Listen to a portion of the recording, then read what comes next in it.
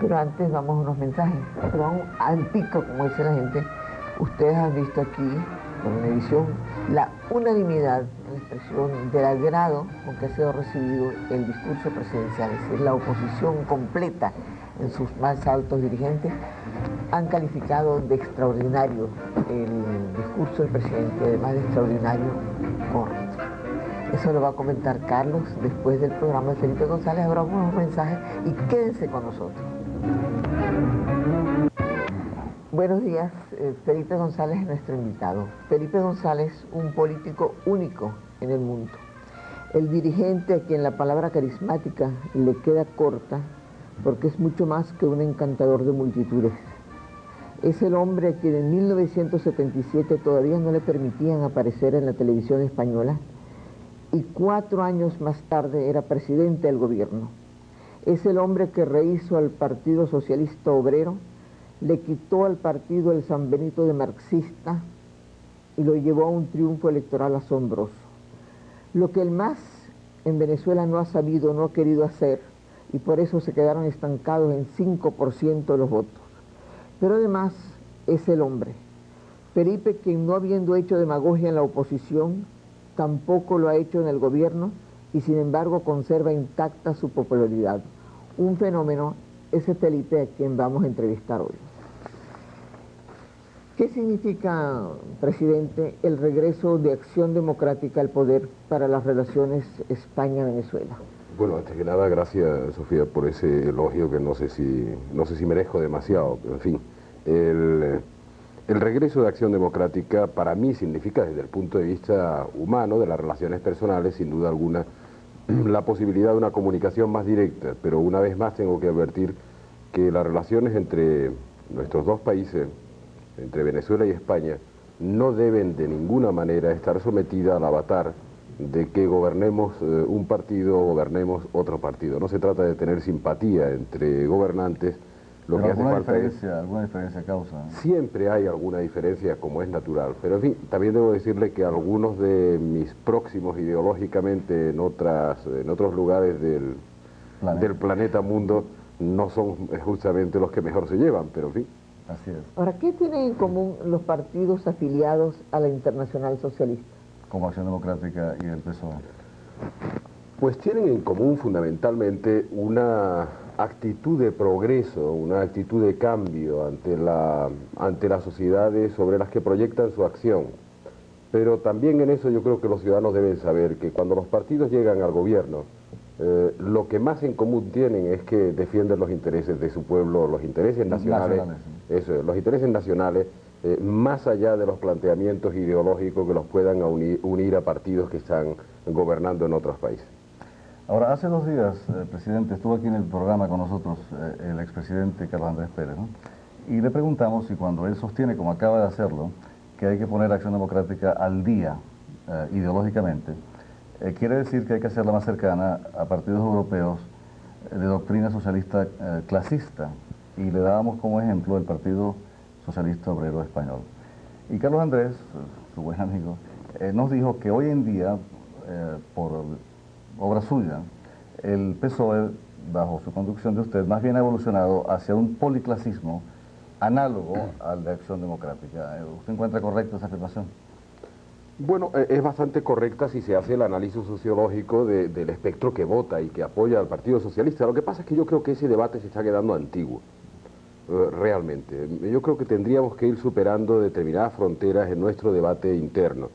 Efectivamente, un Partido Socialista hoy en Europa, si quiere aspirar a ser mayoritario, es decir, a tener a la mitad de la población apoyándolo en su proyecto, tiene que rebasar las fronteras de lo que clásicamente se consideraba la clase trabajadora o la clase obrera, aunque la tiene que incluir.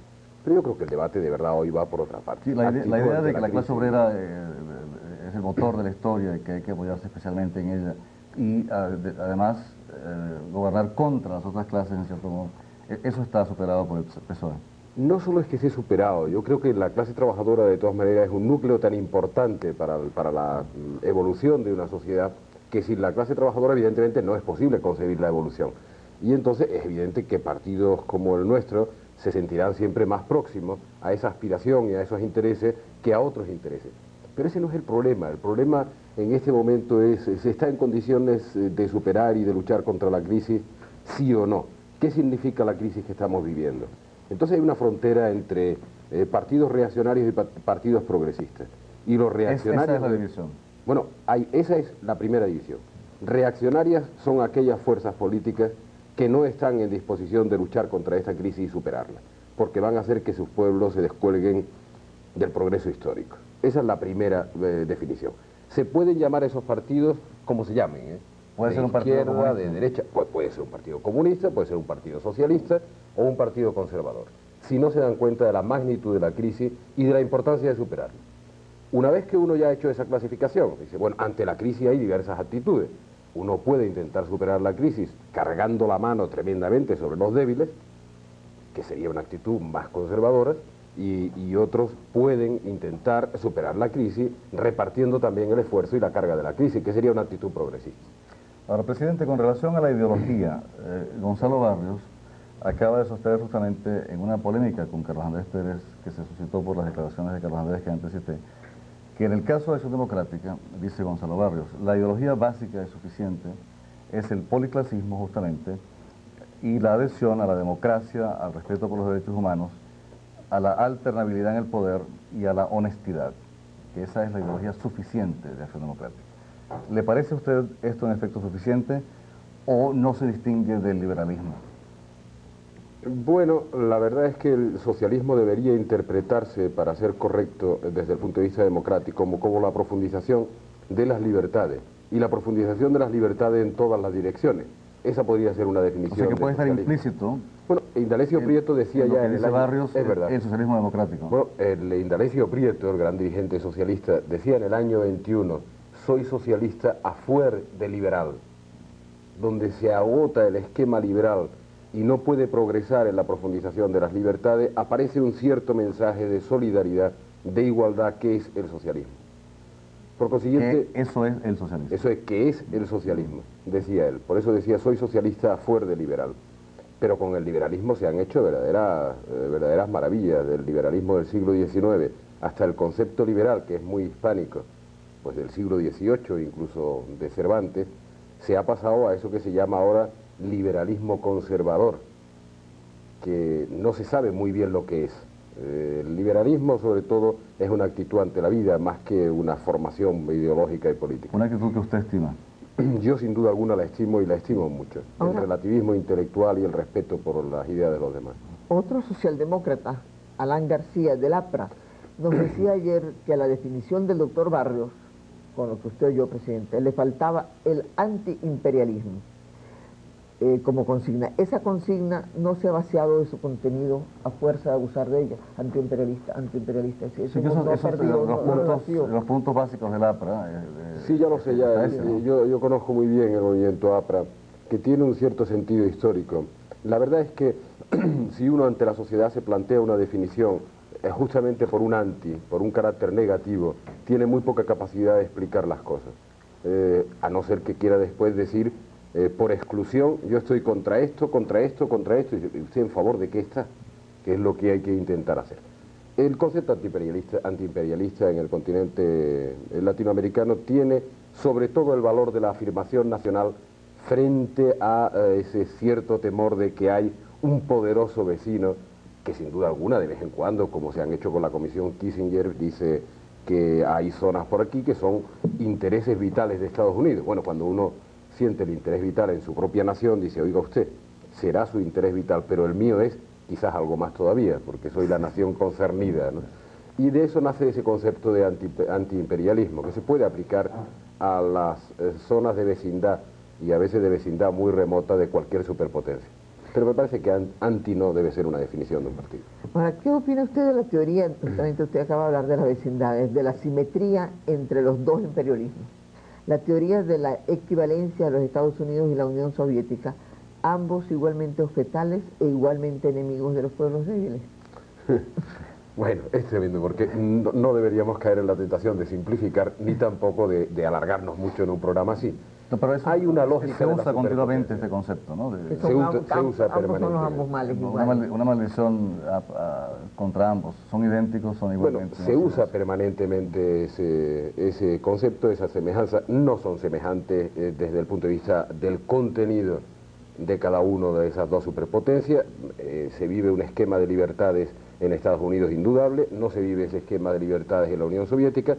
Lo que pasa es que hay una lógica de la superpotencia que va más allá que la propia ideología o que la propia conformación política de la superpotencia. Y la lógica de la superpotencia, pero no de ahora, desde el principio de los tiempos, a través de la historia, el Imperio Romano, lo que se quiera, esa lógica de la superpotencia hace que haya algunos puntos de coincidencia objetivos, no subjetivos. ¿Por qué le interesa que el interlocutor de Estados Unidos sea la Unión Soviética? ¿Y por qué a la Unión Soviética le interesa que su interlocutor sea Estados Unidos y no interlocutores intermedios? Porque esa es la mejor forma de garantizar que hay zonas sobre las cuales se proyectan hegemonías sin tener la molestia de gente que incordia en medio. Y yo creo que además... Y eso de mutuo acuerdo entre ellos. Al menos subyacentemente existe un cierto mutuo acuerdo y desde luego objetivamente. El no alineamiento en su origen fue la percepción por hombres como Tito, sí, como Nasser, de que los pueblos débiles en realidad tienen, aún juzgando que no son idénticos estos imperialismos, tienen interés en escapar a esa lógica, a la bipolaridad histórica, ¿no? Ahora, por desgracia, ese movimiento ha venido siendo arreado como un rebaño hacia uno de los dos polos. Bueno, el problema es que el no alineamiento, siendo una idea magnífica para romper una bipolaridad que resulta bastante molesta, porque uno se siente pieza de ajedrez de dos señores que están jugando sobre un tablero, o de dos señores, digo, en el sentido figurado, de dos países, tiene una lógica extraordinaria, romper la bipolaridad para crear unas fuerzas multipolares que disminuyan la tensión, que presten más atención a la relación norte-sur. ¿Eso se ha desnaturalizado? Se ha desnaturalizado completamente, lo reconocen los propios no alineados. De nuevo hay un cierto esfuerzo para recuperar esa perspectiva de no alineamiento, pero normalmente hay una gran capacidad por las grandes potencias de atracción como imanes, de tal manera que a veces contemplamos el espectáculo de países supuestamente no alineados, que son más alineados que cualquier otro. Así es. Ahora, una de las si quieres. Con relación también al no alineamiento, hubo recientemente, a fines de enero, hace una semana, un congreso en España de la Alianza Popular de Fraga, ¿no? Su oposición. Y una de las consignas de ese congreso fue decir que el no alineamiento es utópico, cosa que en cierto modo es casi una perogrullada, ¿no? Pero que además, en consecuencia, España debe ingresar sin más demora a la OTAN, a la Organización del Tratado del Atlántico Norte. ¿Cuándo se hará el referéndum que usted ofreció para que sea el pueblo español quien decida? Bueno, en primer lugar, la definición de utópico o no utópico del no alineamiento es una definición que tampoco se debe simplificar excesivamente. Efectivamente hay países que luchan por no estar alineados. Pongo un ejemplo, India. La India está intentando desde hace mucho tiempo un esfuerzo para no alinearse. Sí, me imagino que Fraga se refiere a España, ¿no? Bueno, en la realidad española lo que pasa es que tampoco se puede ser romo en el análisis. España lo que pasa es que ha vivido desde hace un siglo en una situación que no es ni de neutralidad ni de no alineamiento, sino de aislamiento, que es un concepto distinto. Propugnar que España entre en la OTAN en este momento tampoco es adecuado, puesto que España está dentro de la Alianza Atlántica. Y a partir de ahí, pues, la pregunta que es ¿cuándo se va a hacer el referéndum? Nosotros nos comprometimos a hacer una consulta popular en esta legislatura. Llevamos un año, lo vamos a tomar con calma y lo vamos a hacer con sosiego para que el pueblo español sea absolutamente responsable a la hora de ser consultado y de poder dar una respuesta sobre un tema del que conoce muy pocas cosas todavía, porque se ha hecho muy poca tarea de información. Ahora, y el ingreso a la Comunidad Económica Europea, ¿es cierto que lo bloquea Francia? ¿Cuánto más tiempo puede estar España rogando entrar? Bueno, en primer lugar, la actitud de ruego, desde luego, no es propia de nuestro gobierno. Nosotros tenemos el sentimiento de que hay un cierto derecho de España, de acuerdo con las cláusulas del Tratado de Roma, a pertenecer, digamos, a ese club de países europeos. Lo que ocurre es que hay un proceso de negociación compleja en el cual Francia en el pasado ha tenido una actitud negativa, que empieza a desbloquearse. Bueno, yo no digo que es hasta cuándo España, esa es una opción de política exterior española que está ahí. Si realmente ese esfuerzo no fructifica en el año 84, 85, España lo que va a hacer es mantener su posición de adhesión en la Comunidad Económica Europea, pero intentar dedicar parte del esfuerzo de negociación y de presión, si quieren, para el ingreso a otras cosas, naturalmente, pero por un sentido práctico, no por abandonar el proyecto de integración. Ahora, el ingreso de España a la Comunidad Económica Europea, si se produce, ¿no significaría un dar la espalda definitivamente a Hispanoamérica? Yo creo que no. No. Yo creo que no. Es más, cuando hay alguna preocupación entre los comunitarios de que eso signifique para la comunidad una especie de turbulencia, lamentablemente, y lo digo en el sentido fuerte, lamentablemente las exportaciones españolas hacia todo el continente iberoamericano suponen solo el 6,5% del total. De las exportaciones de España. Las españolas hacia el continente. Y las importaciones, si descontamos el petróleo, que siempre es un capítulo importante y que lo lleva al 12%, suponen también un 6 o un 6,5% del total de las importaciones. ¿No? Para claro, países con tantos vínculos históricos. Claro, claro. ¿Eso qué significa? Que durante muchos años hemos hablado de Iberoamérica y creo que, sí, honestamente y con sentimiento, con un sentimiento de fraternidad y de proximidad y desde luego con unas raíces culturales que todo el mundo reconoce que tienen una gran influencia allí en España y aquí pues esas raíces culturales comunes y tal. Pero la verdad es que no se ha pasado de eso. Hay inversiones españolas crecientes en todo el continente latinoamericano, pero la realidad de los intercambios comerciales es así de pequeñita. Ahora fíjese usted, presidente, que Francia acaba de anunciar, o sea, ha sabido, que con motivo de la toma de posesión del nuevo gobierno, Francia ofrece a Venezuela una enorme ayuda financiera y técnica, ¿no? Francia, que tiene infinitamente menos vínculos con nosotros que España, ¿no? ¿Podría España, en su situación económica actual, que es comprometida, igualar o mejorar esa oferta francesa? Si la oferta se produce, no la podría igualar de ninguna manera. No la puede igualar. Repito, pero si la oferta se produce... ¿Usted sabe que no se ha producido? No, yo no digo nada. Fue objeto de titulares de 8 columnas aquí la semana pasada. Me parece muy bien, yo me remito a la historia. Si se produce de nuevo la oferta, o si se realiza... Dígame una cosa, siempre hablando de Francia, que es un vecino que para España ha sido incómodo en el pasado, y España para Francia, por cierto, no ha sido siempre la hegemonía del otro país. ¿Está Francia cooperando de verdad, como se afirma, con relación al problema del terrorismo de la ETA? Está cooperando crecientemente Francia y lo puedo decir con una cierta satisfacción que me produce, vamos, no el hecho de que haya un gobierno socialista en Francia y en España, pues que también, ¿no?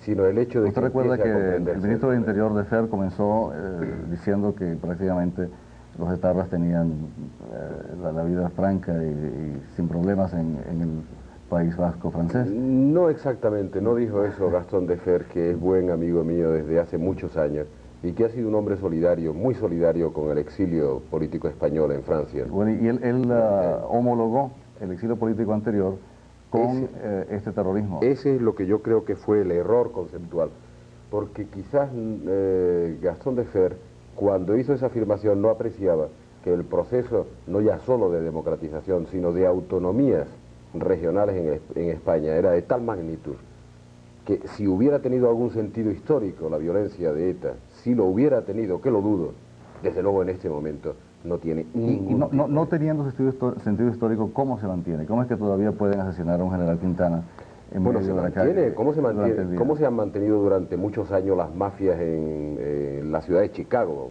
hace años? ¿Cómo se mantiene todavía la camorra y la mafia en Italia? Porque forman una red de intereses a veces pues abyectos absolutamente, que generalizan el terror, que extorsionan, que sacan dinero. Los vascos en su mayoría piensan lo que usted piensa, y usaría esas palabras, camorra, mafia. No lo utilizarían, para ser claros y sinceros no, porque lo sienten allí en su propia tierra, a veces incluso muy cerca desde el punto de vista familiar. Digo que hay muchos vascos, la mayoría, que se dan cuenta de que eso se ha convertido en una mafia, sin duda alguna, por el mecanismo de funcionamiento. Multitud de empresarios que pagan lo que ellos llaman, los terroristas llaman impuesto revolucionario, que no es más que un mecanismo de extorsión bajo amenaza de muerte que además se realiza. No, y esto último que han hecho, si asesinaron al general jefe de la guarnición de Madrid en el momento del golpe de Tejero y que justamente impidió el golpe con su actitud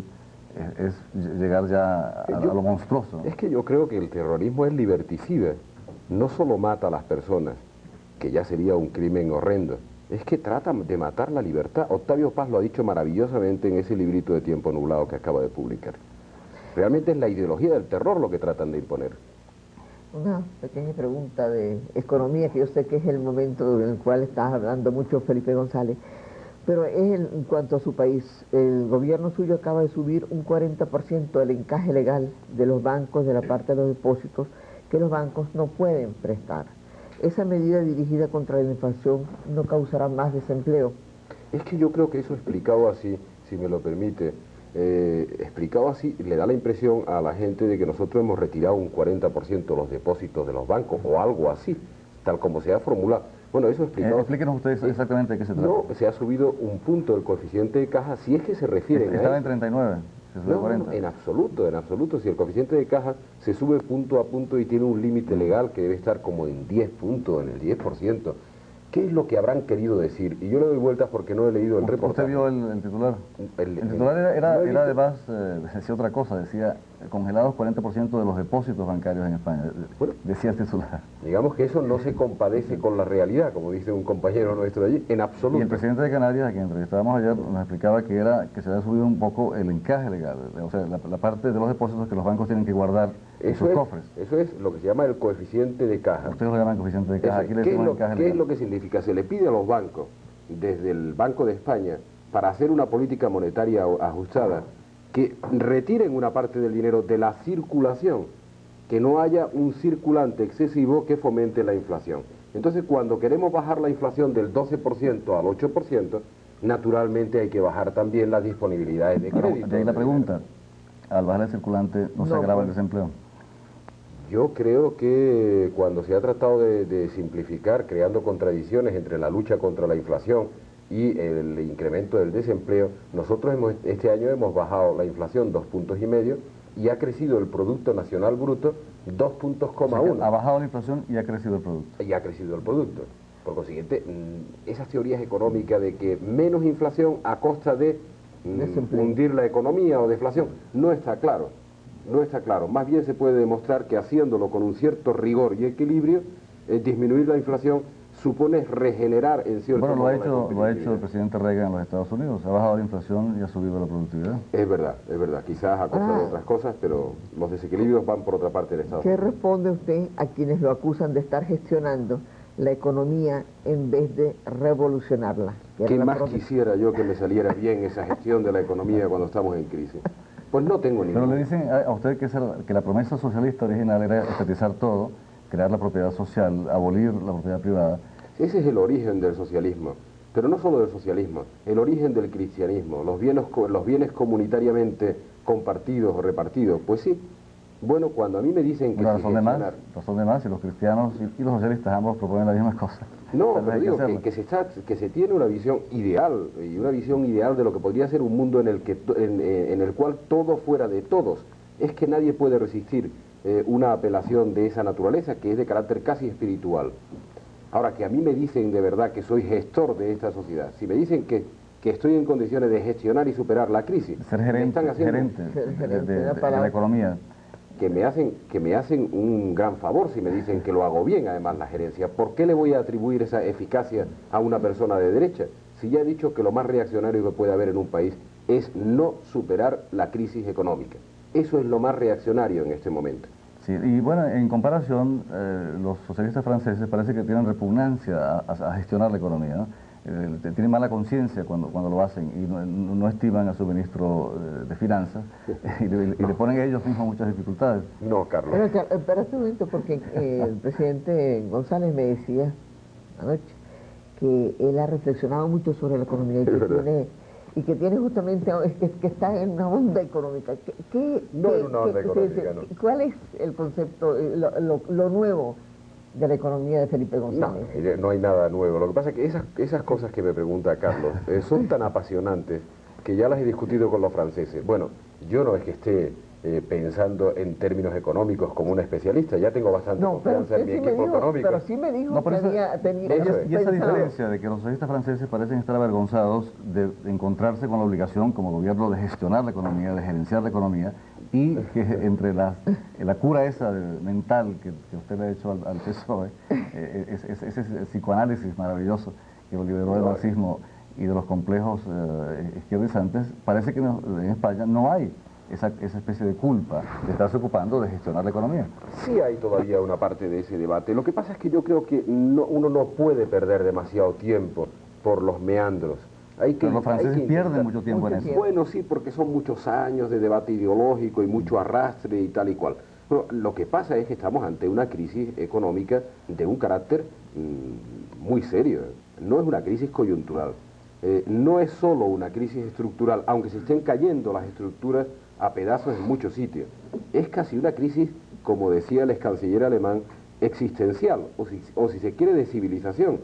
Y lo que anoche comentaba así de paso, era que dentro de 10 o 12 años, o 15, se va a trazar una raya en este mundo en el que vivimos, y esa raya que se trazó en más de medio siglo, cuando se produce la revolución industrial, ahora se va a trazar en 12 o 14 años. La de aquellos países que son capaces de, con su esfuerzo, superar el desafío de la nueva revolución tecnológica y los que no van a ser capaces. Y, como dirían los franceses, el gap, el salto entre uno y otros países va a ser aún mayor que lo ha sido entre los países industrializados y subdesarrollados. Entonces, yo lo que quiero es apelar a la conciencia de mi pueblo, en mi caso, de mi pueblo, para que no pierda de nuevo el tren de la historia. Presidente, ¿usted cree y eso es lo que me parece que es hacer que otra progreso? vez, cuando eso ocurra, que va a ocurrir, que se volverá a hacer la afirmación de que quienes sí supieron dar el salto tienen la culpa de los que se quedaron rezagados? Sin duda alguna. Se hará la afirmación. Siempre tendremos un culpable que será el tercero. Estamos en peores condiciones, nosotros, España, sin duda alguna, pues estamos menos desarrollados que otros. Venezuela está en peores condiciones, porque está menos pero no sé si me desarrollado que explique otros. bien. Hoy en día se dice continuamente, y yo he llamado a esto la ideología tercermundista, que no hay posibilidad de crear riqueza sin robársela a alguien prácticamente. De manera que los países avanzados le deben su riqueza a quien han explotado a los países atrasados.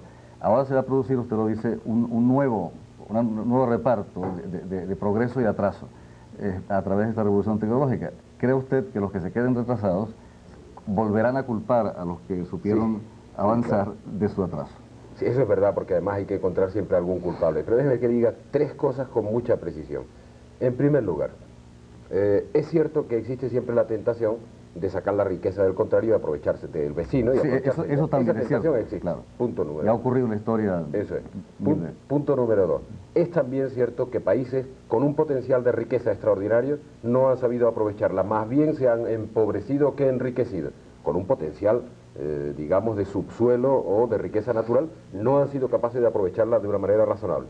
Y punto número tres, quizá el más importante. La mayor riqueza que tiene cada pueblo son sus propios habitantes.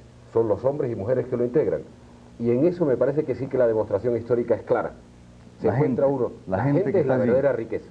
Si la gente se acostumbra a tener la riqueza fácil, o quizás una sociedad ficticia, en parte nos empieza a pasar a nosotros, en la que se gasta el 30% más de lo que se produce como riqueza nacional, bueno, pues mire usted, se está viviendo hipotecadamente y además está en un hedonismo peligroso. No digo que la gente no deba disfrutar. Interpretando el discurso de Jaime Lucín Chayat.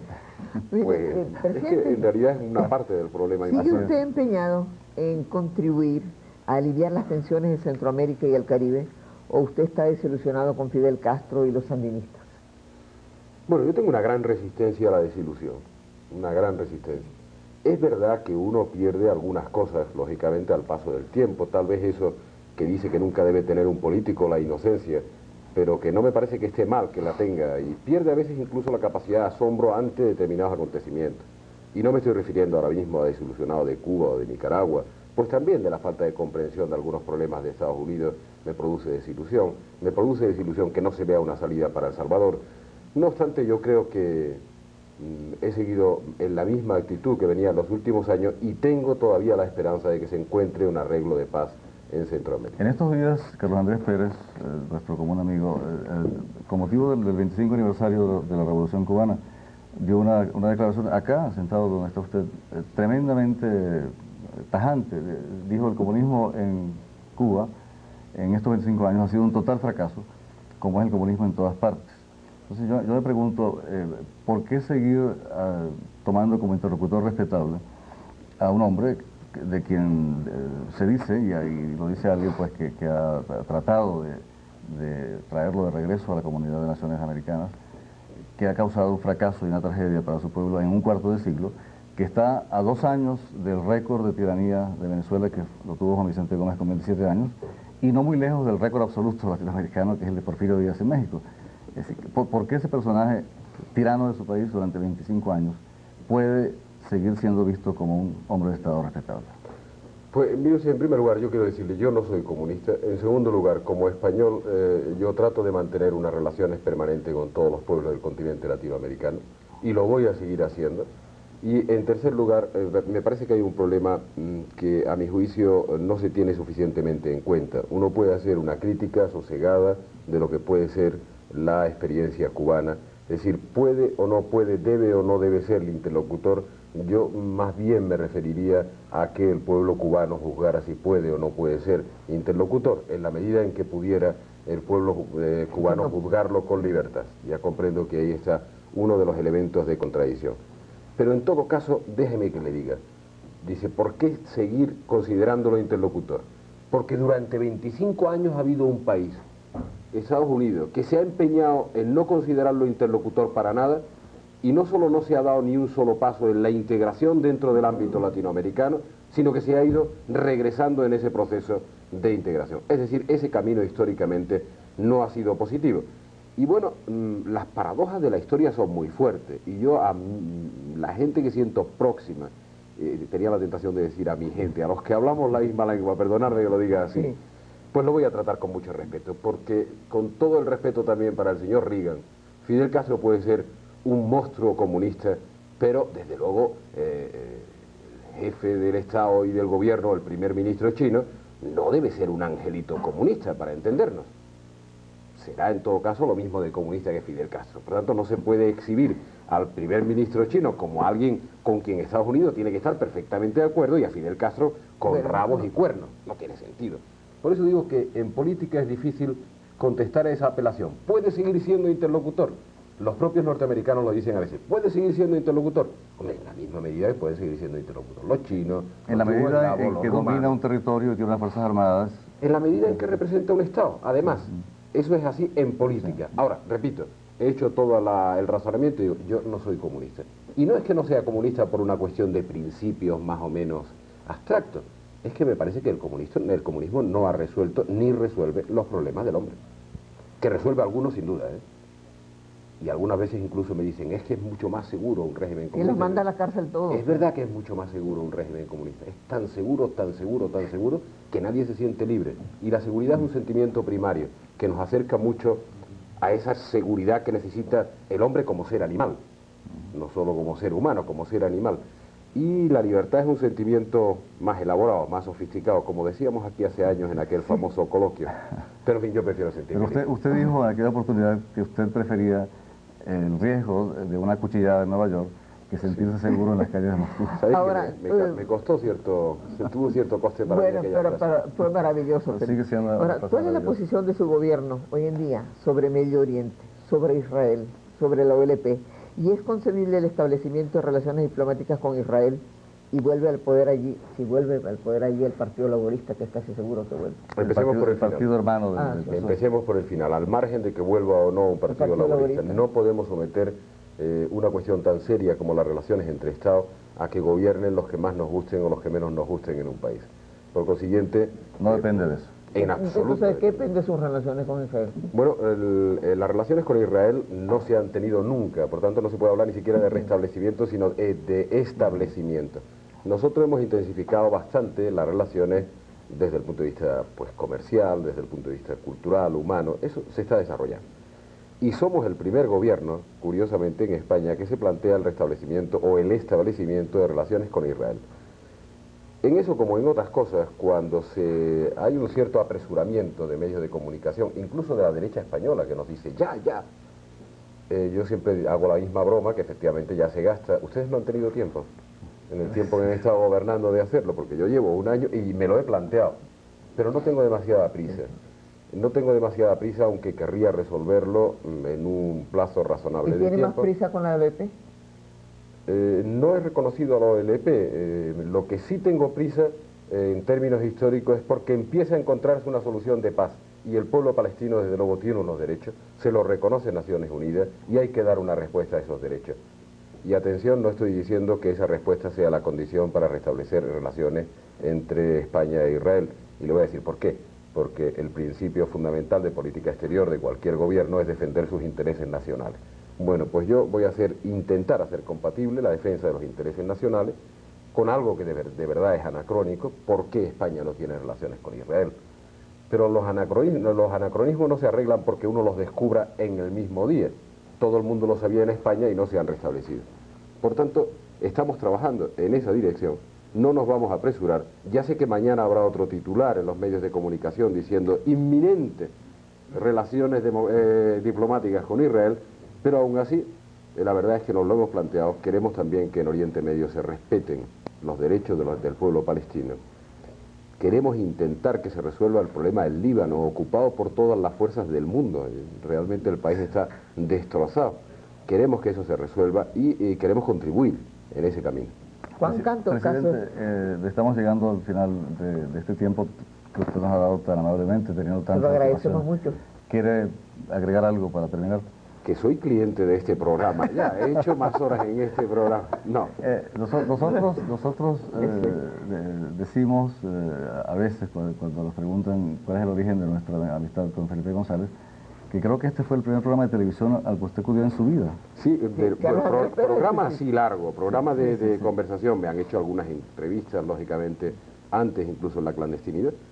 Pero mire, yo cuando al final de un programa me hacen una oferta, como usted me hace en este momento, y quiere usted decir y tal, me da un cierto miedo de utilizar esa oferta, y por eso salgo diciendo algo que pueda sonar, pues, más o menos distendidamente. Pero, en fin, ya que me lo ofrece, déjeme que le diga fraternalmente a este pueblo.